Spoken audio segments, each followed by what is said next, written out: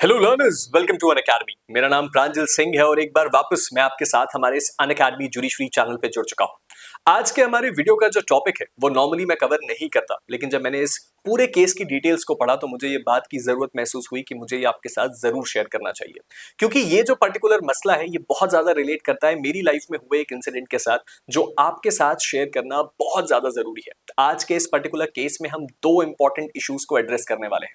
सबसे पहला, स्टूडेंट। हम सब ये बात को जानते हैं कि हम उस लाइफ से गुजर चुके हैं और हमारे देश में जो स्टूडेंट है वो बहुत सारे स्ट्रगल्स और हर्डल्स को डेली बेसिस पे क्रॉस करता है, चाहे वो उसकी पढ़ाई से जुड़े हुए हो या उसकी डेली लाइफ से जुड़े हुए हो या कंपटीशन से जुड़े हुए हो। और इन्हीं सारी चीजों के बीच एक बहुत बड़ा सिन है सुसाइड का। और ये एक ऐसा इशू है जो हमारे देश के बहुत सारे स्टूडेंट्स रेगुलर बेसिस पे फेस करते हैं, चाहे वो अटेम्प्ट टू सुसाइड हो या एक्चुअल में सुसाइड कमिट करना।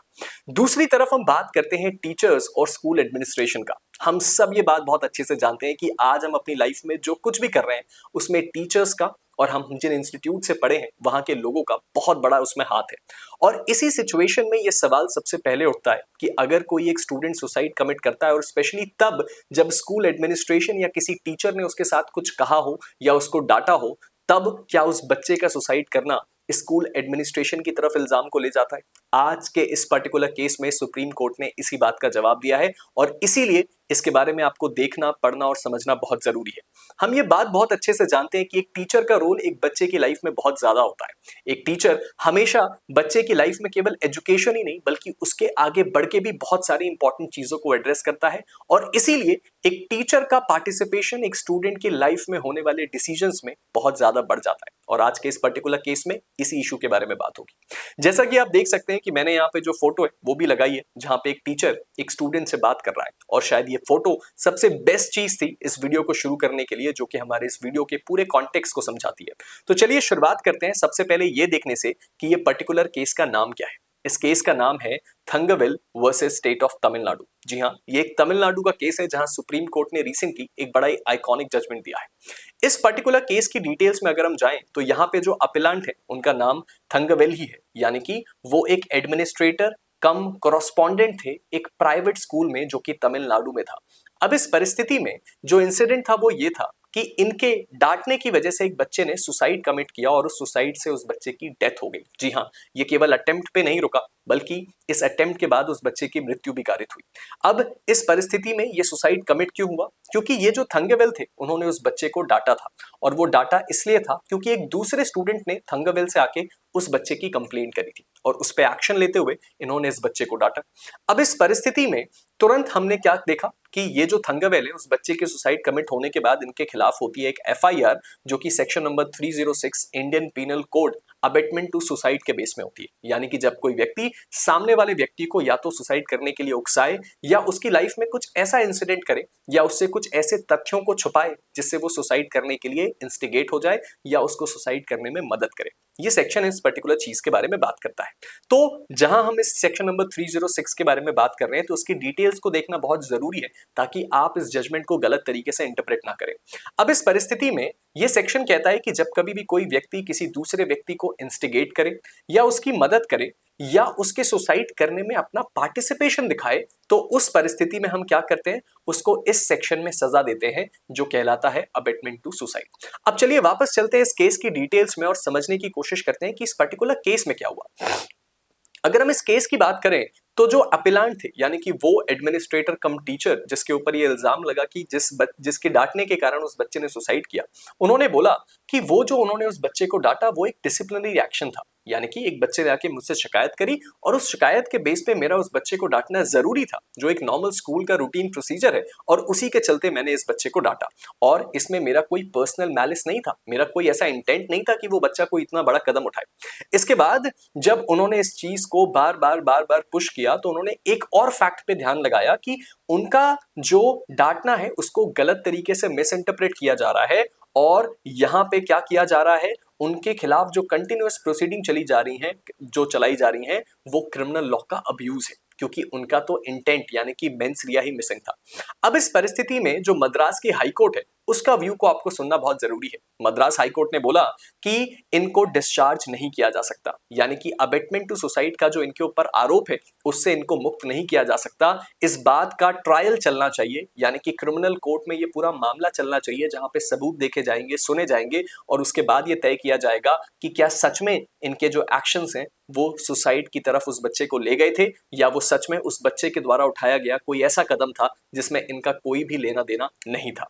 लेकिन उसके बाद जब हाई कोर्ट का ऐसा व्यू आया तो वो तुरंत बढ़े सुप्रीम कोर्ट की ओर और सुप्रीम कोर्ट ने टोटल 4 पॉइंट्स में इस पूरे के पूरे चीज को कंसाइज किया। चलिए समझते हैं सुप्रीम कोर्ट ने क्या बोला। सबसे पहले सुप्रीम कोर्ट ने हाई कोर्ट का जो अंडरस्टैंडिंग था उससे डिसएग्री किया और उन्होंने जो भी चार्जेस इस एडमिनिस्ट्रेटर कम टीचर के ऊपर लगे थे उसको कैंसिल किया। और उन्होंने क्या बोला, सुप्रीम कोर्ट ने बोला कि सबसे पहले तो हमें यह समझना है कि यहां पे कोई इंटेंट नहीं था, यानी कि इस व्यक्ति ने जो उस बच्चे को डांटा उस व्यक्ति का कभी भी ये इंटेंट नहीं था कि मैं इसको इस तरीके से डांटूं जिससे कि ये आत्महत्या कर ले, और जो क्राइम का बहुत बड़ा इंपॉर्टेंट एलिमेंट है। तो सबसे पहले इस चीज का मिसिंग लिंक मिला। उसके बाद सुप्रीम कोर्ट ने दूसरी बात बोली कि sir no proximate link to suicide, यानी कि जब ये उस बच्चे को डांट रहे थे तो नॉर्मल सर्कमस्टेंसेस में ये इस बारे में सोच भी नहीं सकते थे कि एक बच्चा आत्महत्या जैसा कदम उठाएगा। तीसरी चीज इन्होंने बोली रीजनेबल फोर्सिबिलिटी की। ये क्रिमिनल लॉ का एक बहुत इंपॉर्टेंट प्रिंसिपल है। ये कहता है कि अगर मैं कोई काम कर रहा हूं और नॉर्मल सर्कमस्टेंसेस में मैं सोच भी नहीं सकता कि इस काम का रिजल्ट कुछ ऐसा हो जाएगा जो अपने आप में क्राइम बन जाएगा, तो उसको मैं क्राइम नहीं कह सकता। फॉर एग्जाम्पल, अगर मैंने एक पेपर का प्लेन उड़ाया और वो सामने वाले रूम में जाना चाहिए था लेकिन उस पेपर प्लेन में आग लग गई जिससे वो पेपर प्लेन कहीं लेफ्ट में चला गया, उससे एक पूरा घर जल गया, तो उस परिस्थिति में इसको मेरी गलती नहीं माना जाएगा क्योंकि मैं नॉर्मल कोर्स ऑफ सर्कमस्टेंसेस में ये सोच भी नहीं सकता था कि ऐसा हो जाएगा। और सेम चीज यहां पे भी बोली गई। और आखिरकार बोला गया अब्यूज ऑफ प्रोसेस के बारे में। यहां पे ये बोला गया कि सर यहां पे ये जो टीचर और स्कूल स्टाफ है ये गुड फेथ में काम करते हैं, इनके द्वारा अपने पावर का कोई भी अब्यूज नहीं किया गया जिसके तहत इनके ऊपर हम ये इल्जाम लगा पाए कि इन्होंने ये गलत काम किया है। सो आप इस जजमेंट के कुछ स्क्रीनशॉट्स भी देख सकते हैं, जैसे कि कोई भी नॉर्मल पर्सन इमेजिन नहीं कर सकता कि एक बच्चे को डांटने के बाद वो क्या करेगा, वो ऐसा एक्सट्रीम स्टेप उठाएगा, और इस चीज के लिए एक टीचर को दोषी ठहराना सही बात नहीं है। और इसीलिए सुप्रीम कोर्ट ने इस टीचर कम एडमिनिस्ट्रेटर को इस चार्ज से मुक्त किया और ये जो सेक्शन लगा था आईपीसी का उसमें सुप्रीम कोर्ट ने बोला कि नहीं, उस बच्चे के सुसाइड में इनका हाथ नहीं है। अब अगर आपको ये बात याद हो तो मैंने आपको बताया था कि मेरी पर्सनल लाइफ में भी कुछ ऐसी हैपनिंग थी। जब मैं भी स्कूल में था तो हमारे एक जूनियर ने सुसाइड कमिट किया था क्योंकि किसी टेस्ट में कुछ मार्क्स कम आए थे और टीचर ने उनको बोला था कि अपने पेरेंट्स को हमारे पास स्कूल भेजो।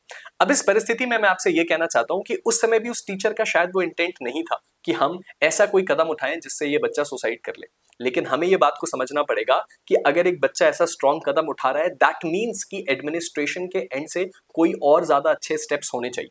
अगर हमें ऐसा लगता है कि ऐसी बातें करने से एक बच्चा एक्सट्रीम स्टेप उठा सकता है तो शायद हमें स्टूडेंट डीलिंग मैकेनिज्म में चेंजेस करने चाहिए और बच्चों के रेगुलर काउंसलिंग करने चाहिए। खैर, ये था ये पर्टिकुलर केस। आई होप आपको समझ में आया हो, आई होप आपका डाउट क्लियर हुआ हो, और आपके मन में जो भी डाउट है या आपका जो ओपिनियन है इस पर्टिकुलर केस में वो मुझे नीचे कमेंट सेक्शन में जरूर बताइएगा। मैं भी एक बार इस चीज के बारे में थॉरो डिस्कशन करना चाहता हूं। अब इस वीडियो को खत्म करते हैं, लेकिन खत्म करने से पहले एक इंपॉर्टेंट बात, अगर आप एक जुडिशरी लर्नर हैं और अगर आप अनअकैडमी के साथ जुड़ के अपनी जुडिशियल जर्नी को शुरू करना चाहते हैं तो अनअकैडमी को ज्वाइन करने का ये सबसे सही समय है। अनअकैडमी आपको हमारे जुडिशरी सब्सक्रिप्शंस दे रहा है मात्र 28,499 रुपए में, जो अभी तक का लोएस्ट प्राइस है, यानी कि 60% ऑफ। और उसके साथ ही साथ ये आपको 1 साल एक्सटेंशन के फ्री के साथ मिल रहा है। इसका मतलब 28,499 में 1 साल का सब्सक्रिप्शन प्लस 1 साल का सब्सक्रिप्शन और फ्री। इसके लिए आप मेरा कोड PS कोड का इस्तेमाल कर सकते हैं। उसके साथ ही साथ जुडिशरी आइकॉनिक प्रो, अगर आप एक ऐसे लर्नर हैं जो अपने फेवरेट एजुकेटर्स जिनकी फोटो आप स्क्रीन पे देख सकते हैं उनके साथ अपनी जुडिशियल जर्नी को शुरू करना चाहते हैं तो आज ही सब्सक्राइब कीजिए जुडिशरी आइकॉनिक प्रो को। यहाँ पे आप अपने फेवरेट एजुकेटर को अपना पर्सनल मेंटोर बना सकते हैं जो आपके साथ 1-on-1 सेशंस करेंगे, आपके सेशंस को प्लान करेंगे, आपकी पढ़ाई और आपकी प्रिपरेशन में आपकी मदद करेंगे। इसके साथ ही साथ हमारा जुडिशरी स्कॉलरशिप टेस्ट, तो अगर आप एक ऐसे लर्नर हैं जो फ्री में इस वक्त जुडिशरी प्रीलिम्स एग्जामिनेशन के लेवल का एक टेस्ट देना चाहते हैं तो अनअकैडमी आपके लिए 8 जून को शाम को 5 बजे ये टेस्ट कराने वाला है। और ये टेस्ट आपके लिए कंप्लीटली फ्री है, लेकिन अगर आपने इसमें अच्छा स्कोर किया तो आपको मिलता है 30,000 रुपए तक के रिवॉर्ड्स और उसके साथ ही साथ 100% तक की scholarship. And at last but not the least, Gujarat का जो जुडिशरी एग्जाम है वो 29 जून को होने वाला है। तो अगर आप गुजरात के सीरियस एस्पिरेंट हैं और आखिरी के जो ये 15-20 दिन का स्ट्रेच है उसमें अच्छे से पढ़ाई करना चाहते हैं, तो गुजरात की ऑलरेडी हमारी जो क्रैश कोर्स है प्रीलिम्स प्लस मेंस का, वो अनअकैडमी प्लेटफॉर्म पे रनिंग है। इसको ज्वाइन कीजिए और अपनी जजशिप की जर्नी को शुरू कीजिए। मिलते हैं एक नए वीडियो के साथ, तब तक के लिए stay motivated and keep learning. Thank you.